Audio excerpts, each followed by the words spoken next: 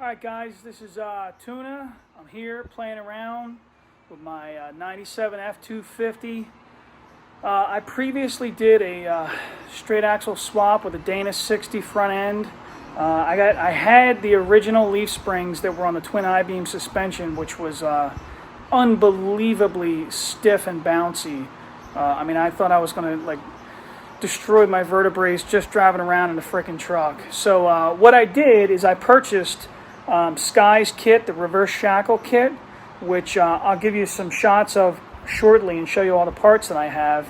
And what I'm personally doing is I upgraded and I purchased a pair of leaf springs out of a 99, and apparently that's going to make things a little softer. Plus the reverse shackle kit itself, because of the way the geometry works, will also allow the leaf springs to, instead of binding up and fighting against the road bumps and all that stuff, now it'll actually function correctly. So I'm pretty excited to see how this works out. So yeah, let me show you what I got here, and then I'm going to show you some of the hang-ups that I'm dealing with, and maybe you'll enjoy this video, maybe not. Alright, so pile of lug nuts, pile of hardware. Me, I'm going with a 2-inch kit, so I have a smaller set of shackles that are going to go on there. If anybody was curious, because I certainly was, what the hell these are for, these are spacers to push your bumper out so you don't have to cut into it, because the bracket itself, that hot rod right there, is going to intrude in the space of where your stock bumper is supposed to go. So therefore, they give you them shims to push the bumper out. Me, honestly, I'm probably going to just trim my bumper because I'm just not hugely concerned with that. Now, this right here is also an interesting thing.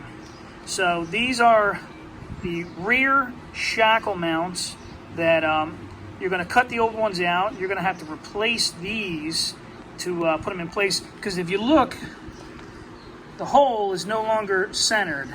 It is now moved forward a little bit, and from what I gather, that is to give the shackle a better angle, and therefore allow it to have a little bit more easily of movement, and it doesn't bind up as much. So here are the stock factory leaf spring hanger points. I mean, some of these other kits, you can, like if I was going to use the factory leaf springs, which they do sell a kit that you can do that with, you can leave these right in place and save yourself this huge headache. I don't know how much softer the suspension is going to be. I would imagine it's still going to be a relatively stiff ride, because those leaf springs are rated for a much higher pound per foot. So anyway, this is the issue, and let me show you what I'm working with. So right up inside there are these rivets. These rivets need to be cut out. You got one down here, you got another one over here, and here, and here. You got 6 all the way around on each side. They need to be cut out. Now I have a body tool that I can show you that I'm using to try and grind the head off.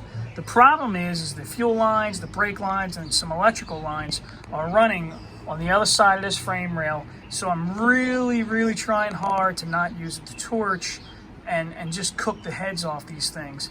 I may end up doing that, honestly, on this side or this side, and doing what I can and just trying not to catch this thing on fire. All right, so these are the tools. This one in particular is the one that I was referencing when it came to trying to grind the rivets out. So what you do, this thing's basically got a little sander belt on here that spins, and it works great for doing like small sheet metal and cutting the tack welds out, but for those giant rivets, it just wasn't quite cutting enough. I was going through these bands pretty quickly. You could use a nice little pencil grinder, or try to get in there with your 90-degree angle grinder. But ultimately, it turns out the manufacturer knew what they were talking about.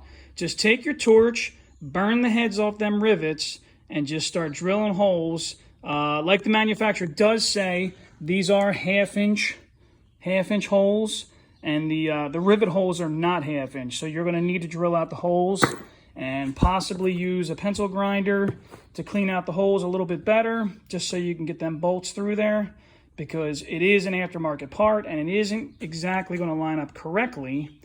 So this is my new leaf spring hanger and 2-inch shackle, low clearance shackle with my new leaf springs. Both sides are in place. She's sitting on wheels again, good to go. Last thing I do need to do is put my adjustable track bar in. As you can see, there's nothing in there right now. And then throw the bumper back on, and then put it, I'm going to take it up to the alignment shop to get a decent alignment on it, because I can sit here with a tape measure and measure out the tires on each side and all that other good stuff. But you know what, man, let's just do it the right way. All right, so on to the front bracket. Now, the way the kit is designed, you're supposed to drill holes in the sides, on either side, and, you know, bolt it all in place. Honestly, after I shattered that drill bit, I just said, F it, and decided to weld that bad boy up. Now, we're looking at the worst welds on this frame because I ran out of freaking oxygen, or not oxygen, shielding gas. I'm not awake yet, so please deal with that. I ran out of shielding gas right as I was putting this last little pass in, and didn't realize it until I started burning this hole in, and it looks horrible. So, yep, don't do that. Use shielding gas, do the right thing. I'm pretty confident all the other welds will hold up though. So I did weld the back side. I need to finish up these two, and but other than that, I believe she's going to hold. I don't think I'm going to have any issues here. So the next step and the final step is I'm mounting my bumper up. Now, as I showed you earlier in the video, they do sell these spacer brackets to push your bumper back out a little bit. Let's look at the front of the truck. So the problem that I have with that is that this gap, this line, isn't going to line up. It's going to push your bumper out maybe about an inch, you know, and then you'll have a little bit of a gap up here. I think it looks hokey. I'm not a big fan of it. So what I did is I came back over here to my rusty old bumper, which is kind of crumbly anyway on the bottom there, so I wasn't too offended. But I just notched these out, grinded them up real nice and smooth, and then did the same thing over here on this side, where the leaf springs are going to sit, you know, because these are going to kind of protrude a little bit, and so that's the way it's going to go for me. There's your final product. Bumper's mounted in place. That's how she looks. Looks real good. Let's take a look from the other side.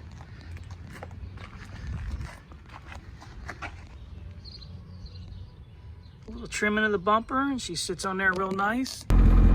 All right, so here we are, taking her on her maiden test voyage with a new suspension. Let's pull out here and see how she does.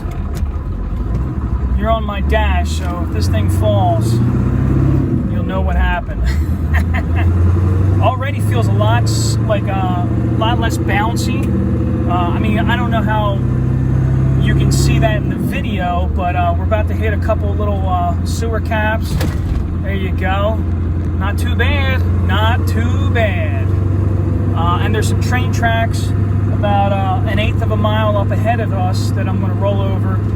Usually, well, not usually, but previous to doing all this suspension work, these train tracks were horrific to go over. I mean, in this giant truck, I had to creep over them, you know, like the kids in the 90s with their lowered Honda Civics. So here we go. Oh man, that was sweet, man. That was a nice ride. I can handle this. This is a hell of an improvement. So So, all right, guys, there you have it. That concludes this little video. Sky, I love the product. I'm thoroughly enjoying this ride now. Keep it up, man. Awesome stuff. So the next video we're going to do, I purchased this 1975 Chevy Chevelle Malibu. This beautiful, ugly duckling, the Chevelle that nobody wants to ever admit to. This thing originally came equipped with swivel seats, so you could be the baddest MFer alive and swing your legs out, or maybe your lady friend could swing her feet out without opening up her dress. Yeah, man. This thing right here, we're gonna build a monster out of this. So stay tuned for my next video.